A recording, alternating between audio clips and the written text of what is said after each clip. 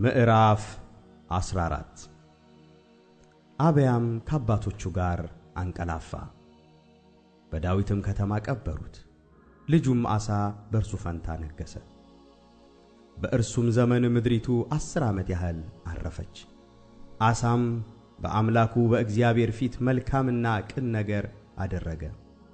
የእንግዶችንም አማልክት መሠዊያ የኮረብታውንም መስገጃዎች አፈረሰ፣ ሐውልቶቹንም ሰበረ፣ የማምለኪያ ዐፀዶችንም ቈረጠ።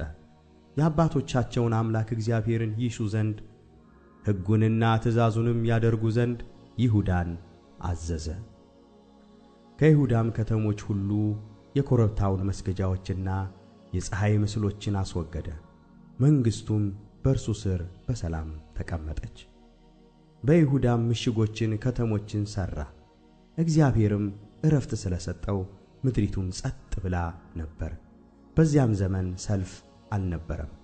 ይሁዳንም እነዚህን ከተሞችን እንሥራ፣ ቅጥርም ግንብም መዝጊያም መወርወሪያም እናድርግባቸው። አምላካችንን እግዚአብሔርን ስለ ፈለግነው ምድሪቱ ገና በፊታችን ናት። እኛ ፈልገነዋል፣ እርሱም በዙሪያችን ዕረፍት ሰጥቶናል አለ። እነርሱም ሠሩ አከናወኑ። ለአሳም አላባሽ አግሬ ጋሻና ጦር የሚሸከሙ 300,000 የይሁዳ ሰራዊት፣ ጋሻም የሚሸከሙ ቀስትም የሚገትሩ 280,000 የብንያም ሰዎች ነበሩት። እነዚህም ሁሉ ጽኑዓን ኃያላን ሰዎች ነበሩ። ኢትዮጵያዊውም ዘሪ 1,000,000 ሰዎችና 300 ሰረገሎችን ይዞ ወጣባቸው፣ ወደ መሪሳም መጣ። አሳም ሊጋጠመው ወጣ። በመሪሳም አጠገብ ባለው በጸፋት ሸለቆ ውስጥ ተሰለፉ።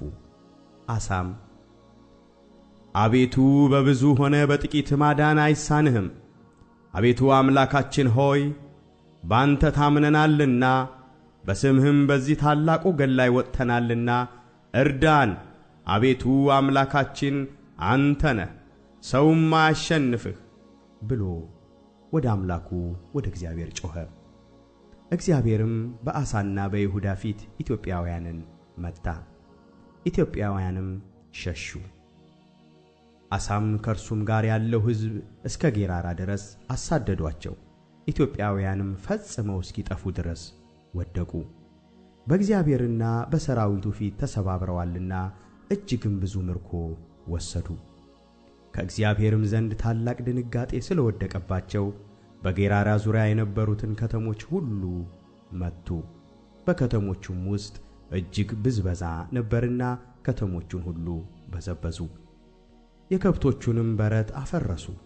እጅግ ብዙ በጎችና ግመሎችን ማረኩ። ወደ ኢየሩሳሌምም ተመለሱ።